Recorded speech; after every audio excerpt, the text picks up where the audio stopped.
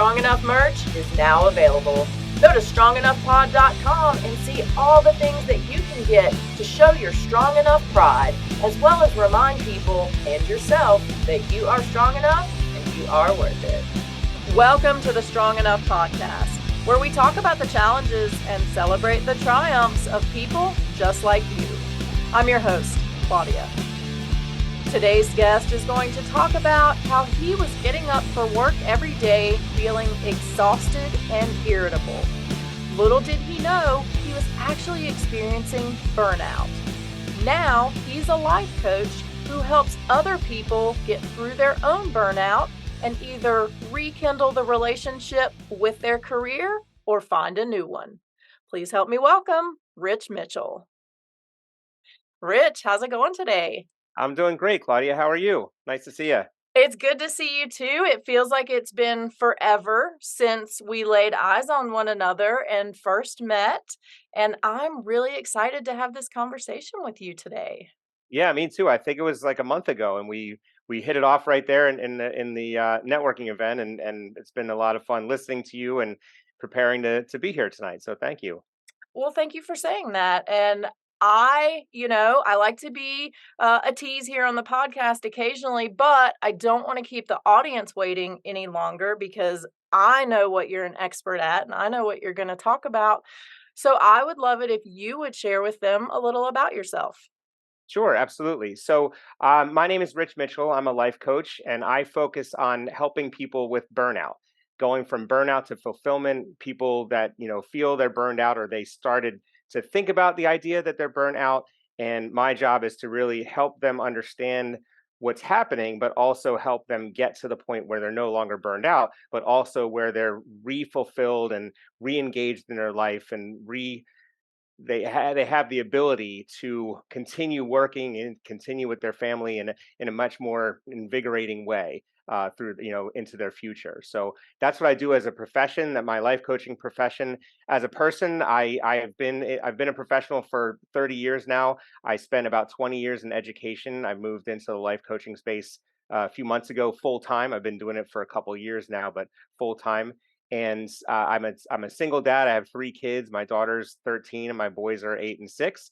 And we hang out together, and we do all the things that we can together, and create adventures with each other. And right now, my boys are into fishing, so I take them fishing on the weekends. And my daughter, she plays the trumpet and she runs cross country, so she's really excited to get back to school, so that she doesn't have to be at home with the boys all day anymore.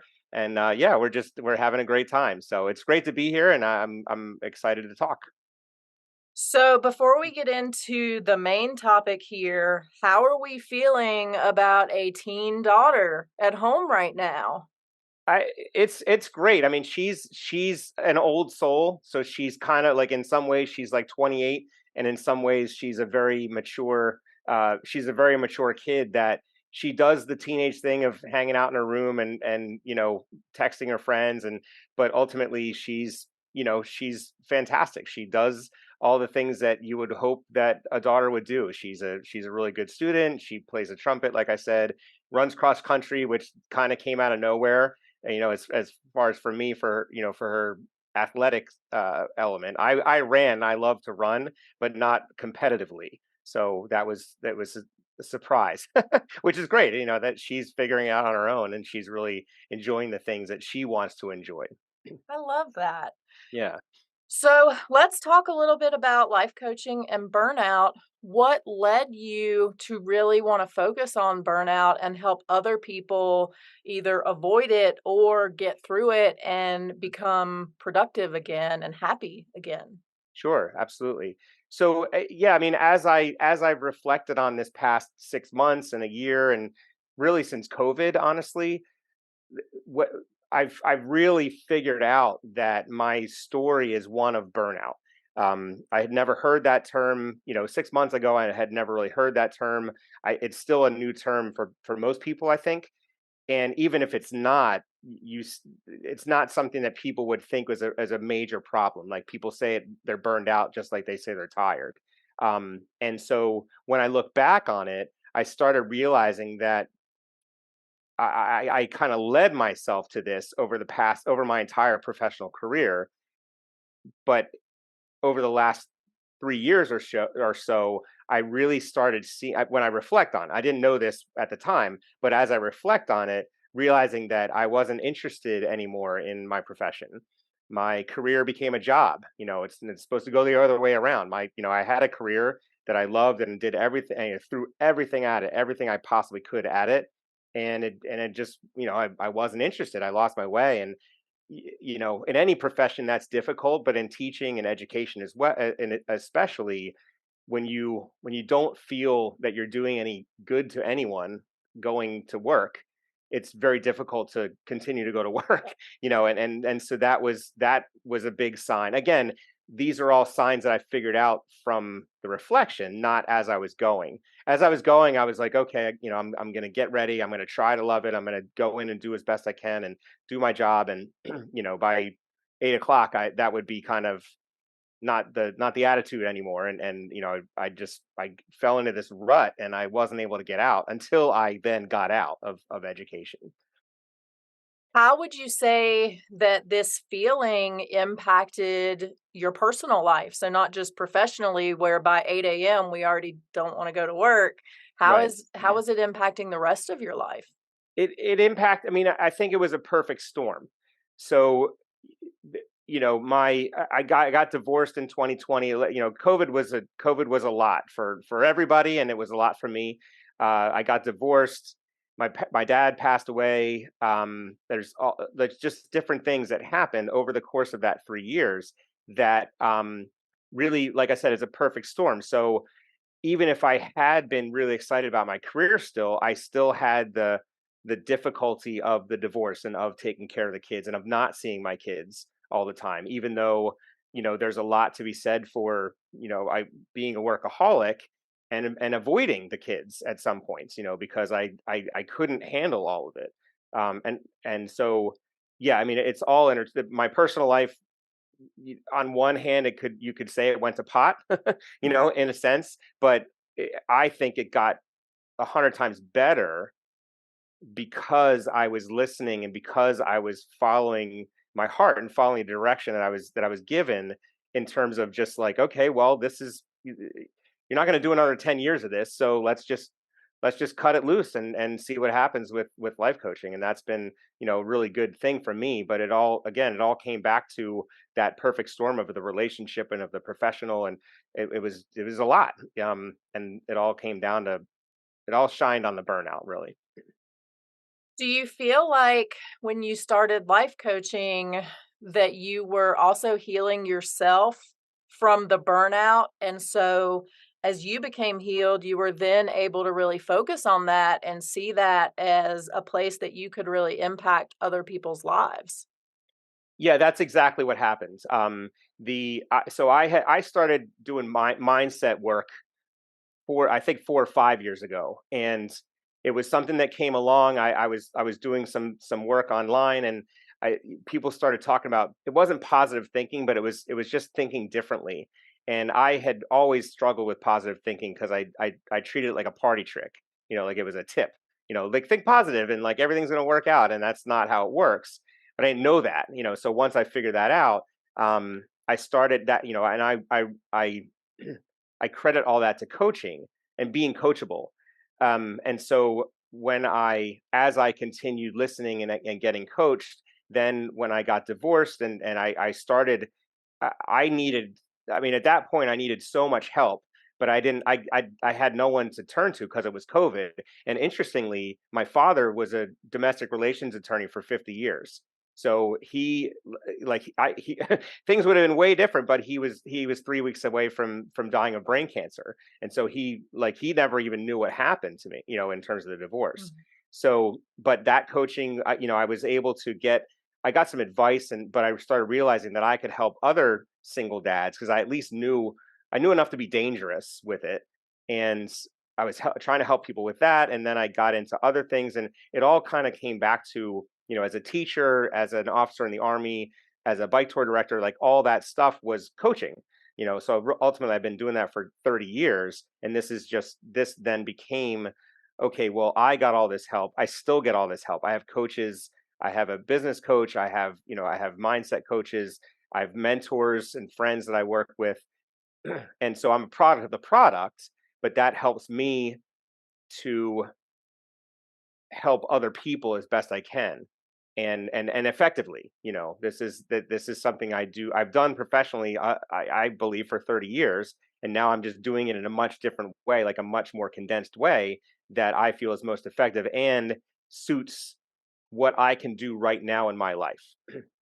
Like, this is the impact that I can now have with my life's work, and that's I found my way again, and that's how I got out of the burnout, and that sort of thing.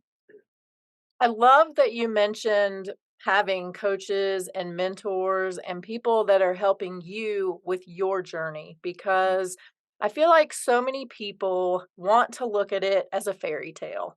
And it's, oh, okay, I'm going to take this course, I'm going to get fixed magically, and then I can quit working on me and now I can move on and start helping other people. mhm, But I feel like it's a lot like fitness.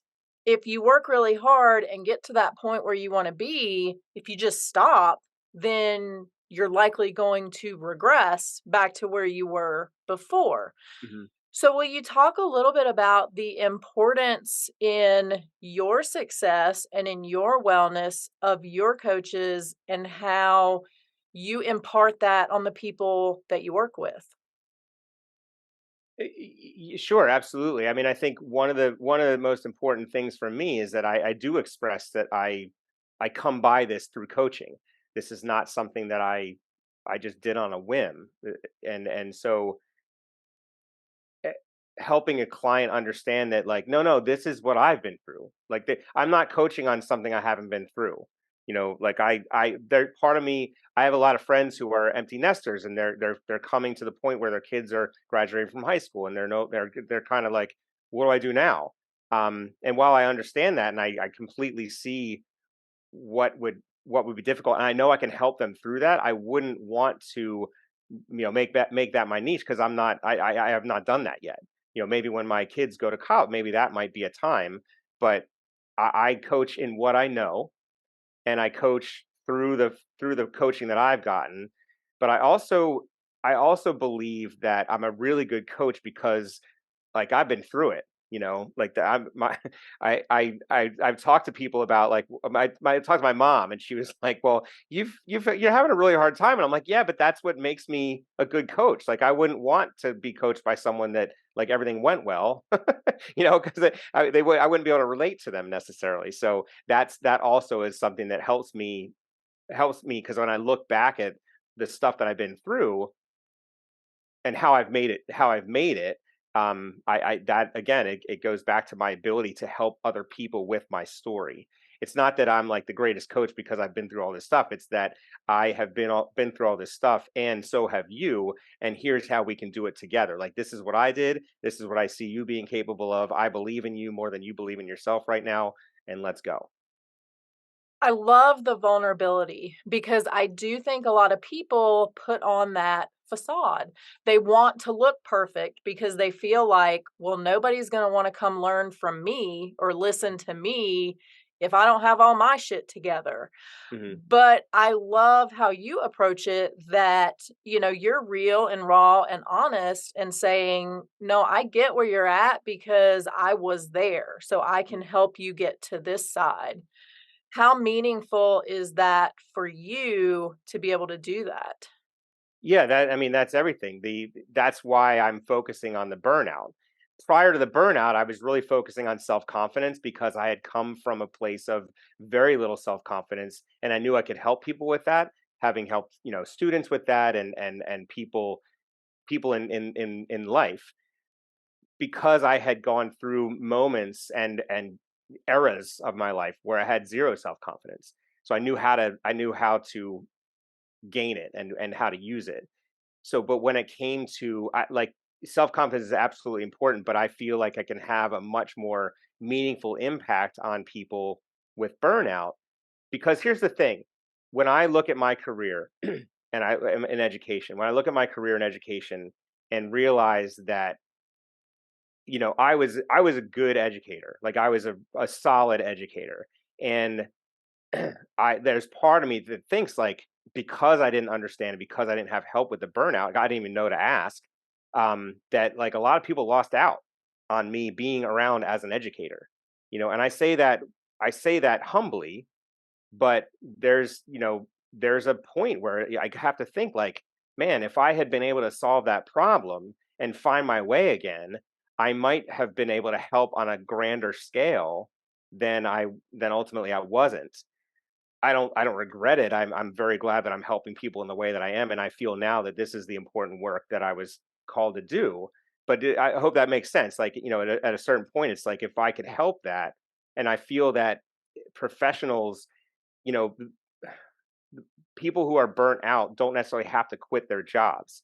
They don't have to get out of their careers, but they have to rekindle their relationship and their commitment and their connection to their careers. So I try to help them. One thing about like leaving a relationship or leaving a job that I really harp on is that I want whoever it is I'm talking to fall in love with it again, or to really try to be in love with it like they once were, so that if they decide to leave, they're not doing it for the wrong reason.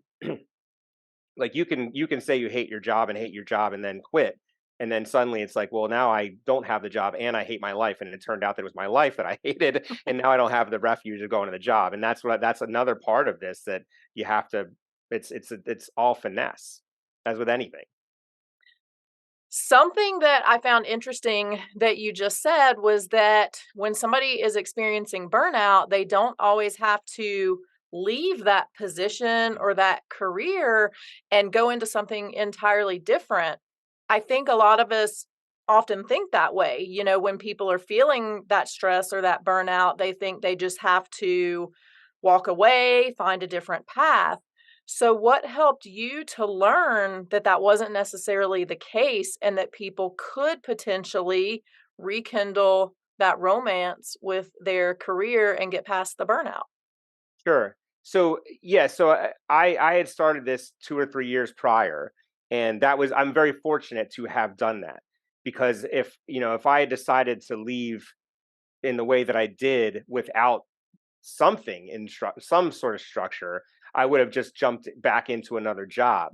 And in education, and one of the things that I really came away with was like I really dislike what I'm doing, and I don't want to. I don't want to go back into something just for the sake of having a paycheck and health insurance and all that. Like it's not fair to me, it's not fair to my kids, it's not fair to the students or the teachers, whoever. That's just not fair. I probably could have done it, but it just wouldn't have been fair to any of it, anybody. And so but it took a lot to say, okay, I had something in place, um, and I was able to move into that. So I think when if someone's starting to think like I want to quit, they're going to have some other thing in mind. And if they don't, they'll have to figure it out. But ultimately, that's one of the things that, if someone comes to me, when someone comes to me and I talk to them about it, it's like, okay, well, let's try to rekindle the relationship, but also let's start looking at an exit plan, right? Let's start, okay, where are your savings? What do you have? How long can you go without a job to to start a business, or to start a consulting firm, whatever you want to do? How long is it that you can just be on your own before it's like, the ends don't meet anymore. So it's a delicate balance, but it can be done. I think that's the ultimate thing, is that like it's not impossible. It feels impossible. It feels like a life sentence, especially when you're 50, and you've got all these responsibilities. But ultimately, like you can't allow it to be a life sentence. And yeah, so it's a fine line, not a fine. It's a finesse job with helping people with it, because it's a lot to think about. We hear a lot lately about wellness and wellness at work and, doing things in the workplace that are supposed to make us less stressed and more productive. Do you think that workplaces in general are doing enough to help fight burnout? Or do you think burnout is something that truly comes from within each individual? So there's not really much that a company can do to affect it.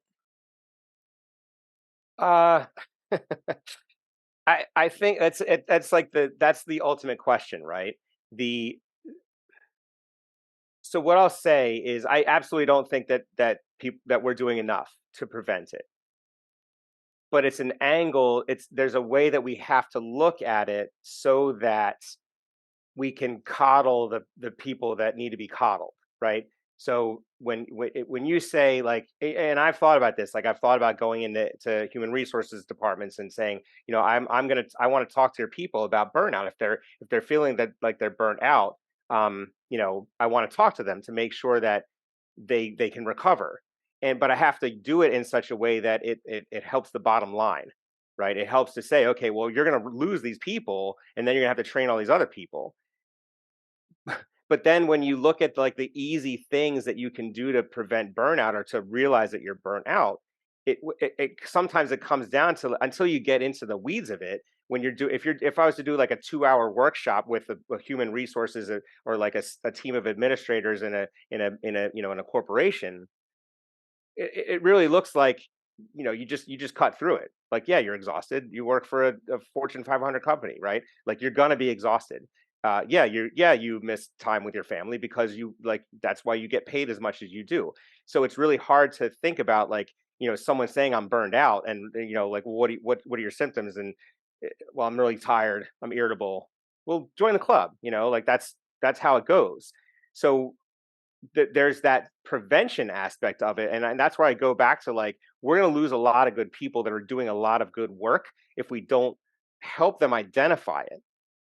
Because I really don't like when a person, and I've thought a lot about this, when a person is burnt out or is susceptible to burnout, they're not going to know until it's too late, right? Like, it never would have occurred to me that this was an issue for me. It would have just been like, this is just what I did. I did this for 30 years. And so I wouldn't have seen it as burnt out. I would have just seen it as like, well, it's just tired, like this is all part of the deal. Um, and so yeah, so I don't think we're doing enough, but I don't know exactly what we could do in terms of like talking to higher ups in leadership and HR, and trying to figure out how to help them help their employees. But then when you go to an employee and you're like, well, go for a walk for 20 minutes, or breathe, and they're like, a burnout person's not going to want to, like, the type of person that gets burnt out is not going to want to hear, like, just breathe for a minute, be kind to yourself. That's just not how it works, as Yeah, far they're as gonna I'm say, concerned. "I don't As have far as time I'm for that." concerned. What's that? Yeah, I don't know who has time to breathe. Um, and it's true. Like, it's actually a friend of mine just sent, is an do you know the Onion? Mhm. The Onion. So that one of the headlines was, study finds US employees waste 2 million hours annually spending time with their family and friends. they they waste all these work hours, and it was just like, that's exactly what it is. Right. And yeah, so part of my, like, when I talk to people, and part of what I'm trying to bring people in with is that, because I battle with this, and it's I I I realize that, like, okay, taking 3% of your time back at work. So if you work a 10-hour day, like people that are earning six figures and are burnt out, three, that you're definitely working 10 hours, and if not like 12 or 14. So taking 3% of your working day back, guess how much that is? Oh, you're making me do math here, but it's gonna be minutes, right? Like, it's not gonna be a ton of time. Yeah, it's 18 minutes, right? And 18 minutes sounds ridiculously easy, but it's also like this like huge boulder of a thing for someone that doesn't have, they really believe they don't have 18 minutes. And that's where, and you can get like, okay, well, stop hanging around, like, don't look at your phone, or don't like hang around someone's office and BS with them. But ultimately, like, it's 18 minutes, and it seems ridiculous, but like trying to get someone to take deliberately, intentionally take 18 minutes back, that's a big ask. Right. One of the other things I ask people to do is spend 2% of their income per month on themselves. Just blow 2%. It's like, it's $120, from a six-figure income. Like that's nothing. But like deliberately go, and you have to spend it every month. Like you go and buy yourself a watch, or go and buy yourself a, go to a concert or whatever. Just go use that money because you make all this money. You're doing it for a reason, which among all the other things, but like just blow some money, like you have it, like that's why you're doing it. And just to remember that you're a person and you're not work, or you're not everything to everybody else. You still have to like find yourself within. And that's a huge, it's people forget that by the time they're my age, and by the time they're by the time they're burnt out, it's like it's not that it's too late, but it's like the more the later it is, the more you have to reel it back in. I want to talk a little bit about working from home, which has Mm, become much more prevalent, obviously, mhm. since the pandemic. Now, for me, I'm I'm the kind of person that a company wants to work from home because I have trouble shutting off. I'm sitting on the couch and I'm like, well, I'm just sitting on the couch. So if I'm still working, what's the big deal? Mhm, And then you have the flip side of people who, you see the memes of they're like taking a work call and they're, pushing their cart through Target. mhm, mhm. So, do you feel like there has been either an uptick or a decrease in burnout since more people are working from home? So, are more people like me and overdoing it, or doing it the right way and setting boundaries? I mean, I have no idea about like statistically. So everything I will say is how I would think commonsensically. But I think the one thing is that when you work from home, the boundaries are, you think the boundaries are set up so you're, because you're at home, but they're way worse. And I don't think that's rocket science either, but it's worth saying it. This morning I was, I don't have my kids. It's just me right now. My kids are, I get them back tomorrow night. And so I woke up this morning and I walked out of my bedroom, and then and like my office is two doors down. So I walked, I like three steps, and I was like, "Oh, I'm at work." I was like, "This is great." And there's a lot of good things that come with that, but there's also a sense of like I have to get outside. Like I actually I don't know if I left the house today because I'm going out tonight. I'm going to meet a friend to talk about some things, and I've had phone calls and Zoom calls and this, and but I haven't actually physically opened the door to get out of the house. And I don't like that. I don't like that part of it. But if I'm intentional about it, then I will get out of the house. So I knew, like, had I known that, had I not had the dinner plan with my friend to talk about the business, um, I would have gone out at some point, but I just didn't because I knew I was gonna get out. So there's social aspect of it. You can really sink into yourself and go to some dark places if you're not careful, especially if you're not used to working from home. So I mean, in terms of like, I don't know if it's relieving burnout. My guess is that it isn't, because people are now like coming down on people and saying like, "Well, you just work from home. Like, what do you do?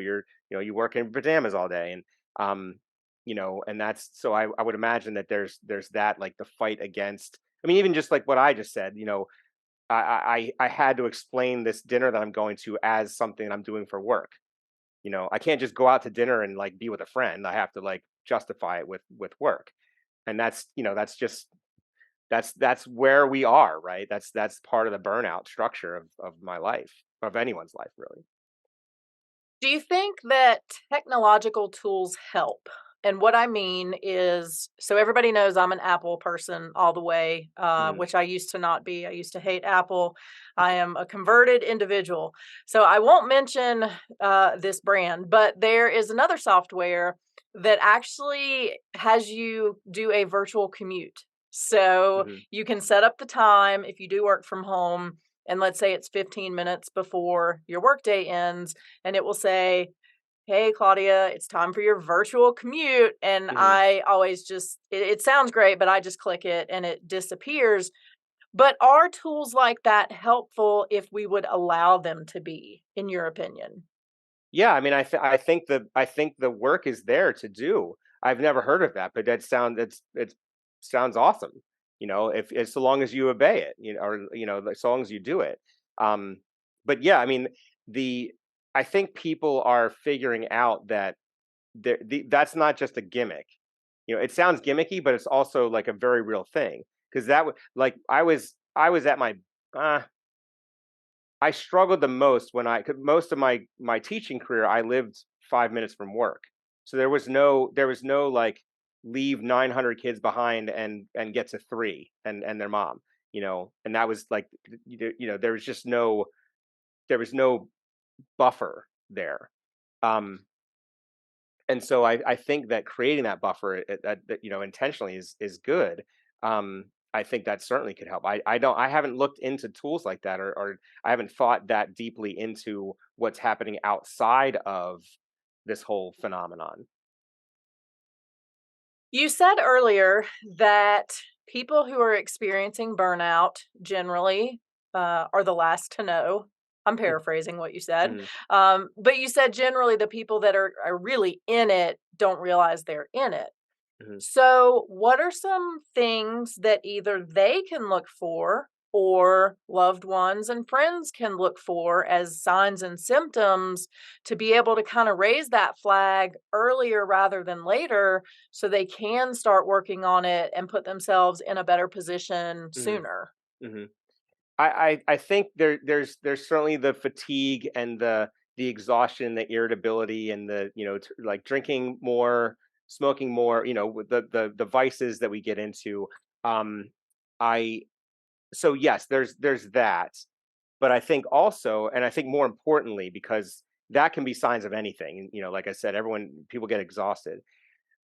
From my experience, and what I'm trying to help others see is that I completely disengaged with my career, and I watched it happen, and I tried, and I like I said, I tried to go into work, and I tried to psych myself up, and I tried to get ready, and it just wasn't happening, and I don't want to say I don't want to say it wasn't my fault, but there like I take responsibility for all of it.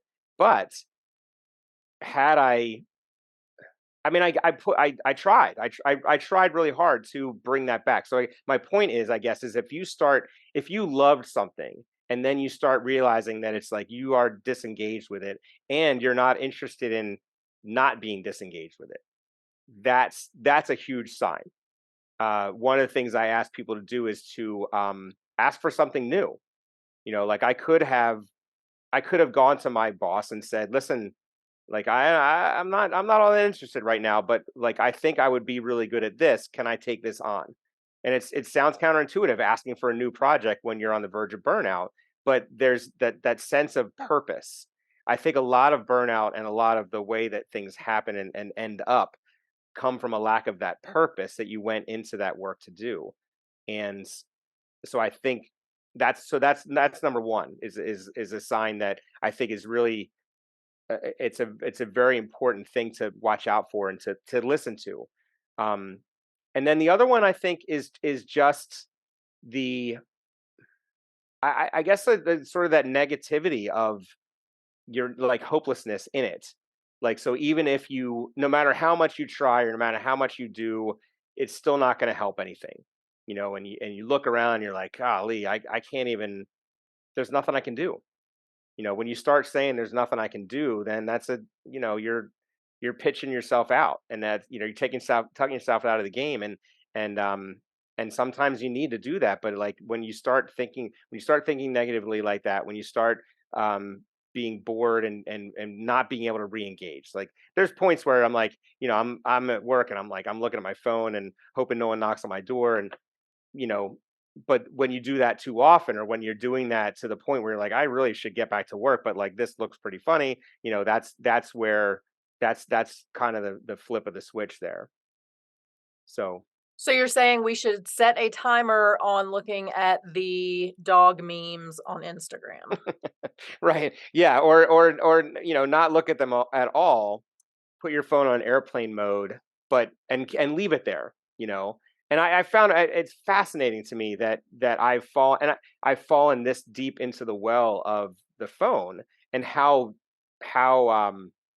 intentional I have to be of like not the only reason I have it here now is because it is on airplane mode, but I wanted to reference that Onion article. Um, but it's pervasive, and we all know that.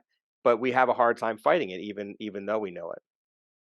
And I do that too, and the other thing I do that's really silly is I will be sitting in front of my laptop with my phone, and I'll be working, but on my phone. So it's Mhm, like, "Oh, let me just send this email from here," or, "Let mhm, me check, this website." So, now I've got 3 screens in front mhm, of me that I'm working off of, which is probably even more stressful, I would mhm, guess.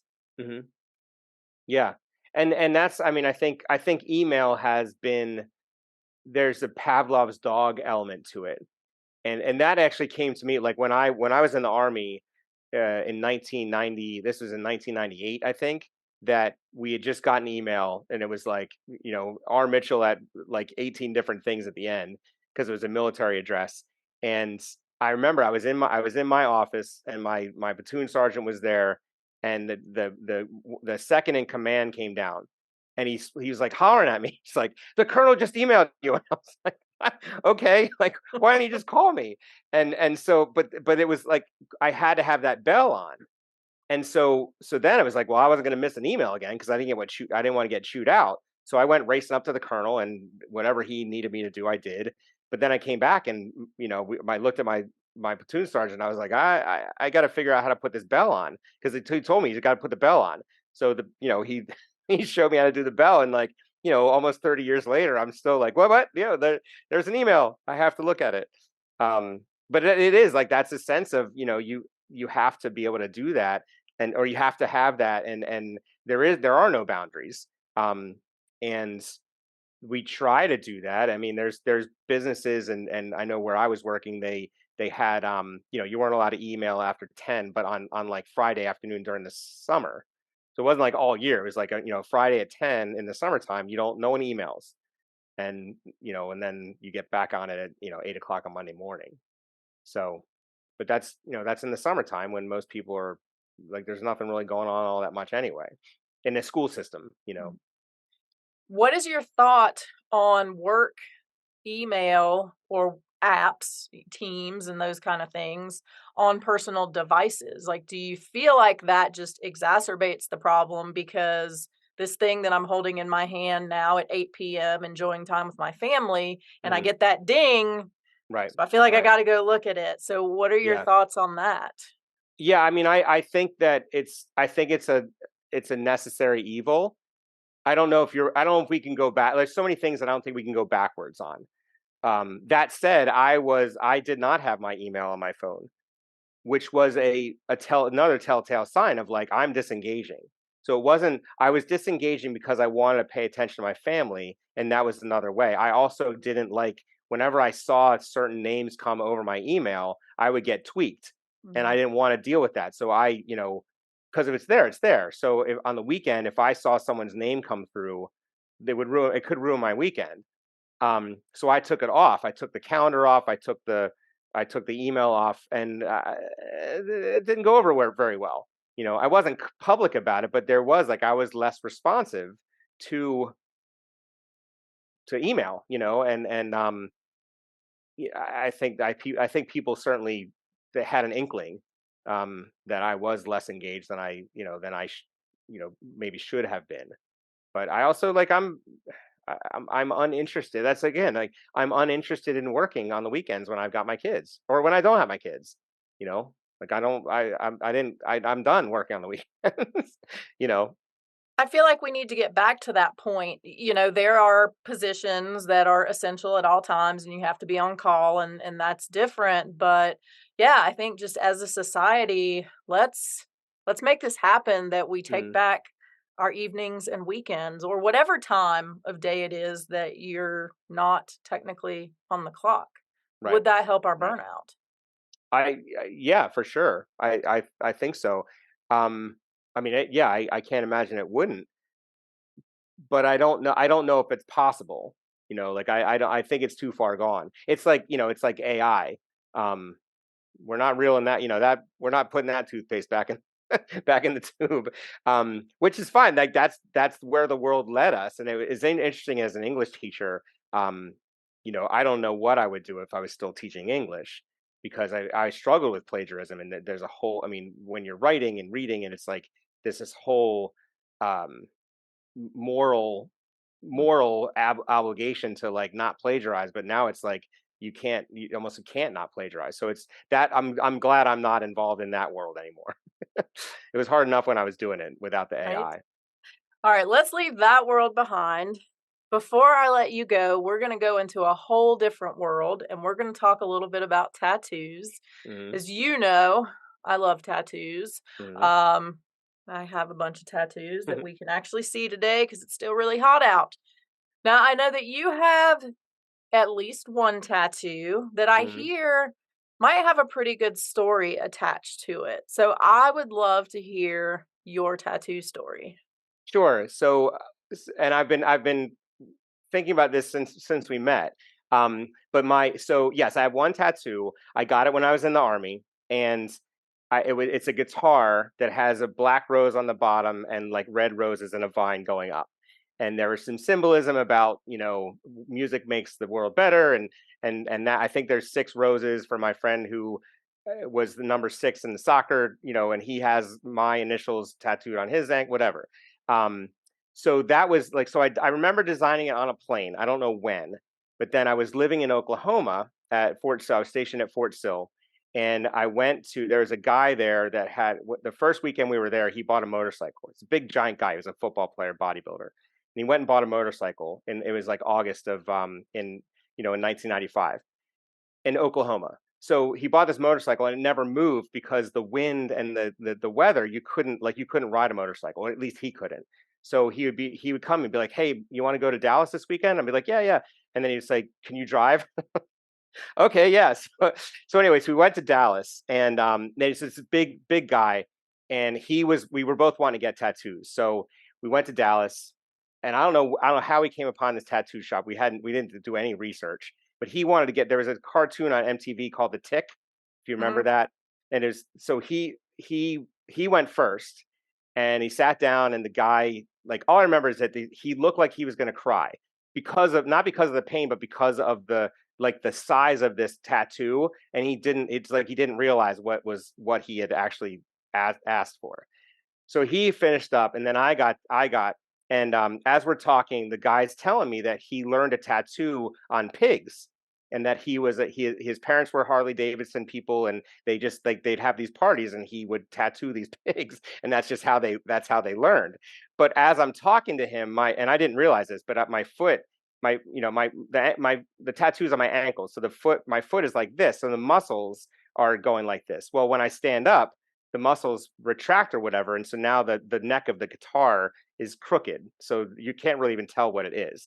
And that's part of the reason, because this guy learned on tattoos instead of, I mean, I don't know where you learned, but he certainly wasn't like the professional that we would have today. So that was the tattoo. And then when I got home, like the next morning, or like when I went back to post, um, the captain saw that I had my sock up, and he laid into me, and he's like, "What the hell happened to your leg?" And I was like, "Well, I got a tattoo." And he was like, "You're property of the United States Army." And I was like, "All right, I'm not interested in that at all." So that was not helpful for me as a career person, to be told that I was property of the United States Army. But he was trying to make a point, and I wasn't taking it. So yeah, that's my tattoo story. So I guess the moral of the story is, find out where the person learned how to do how to do tattoos, and make sure that you're okay with that, and make sure your muscles are tense the way that you want to be tensed. Might you get it redone or covered? No, I mean, it's been 31 years or whatever it is now, so I know I'm not all that concerned about it. It doesn't bother me.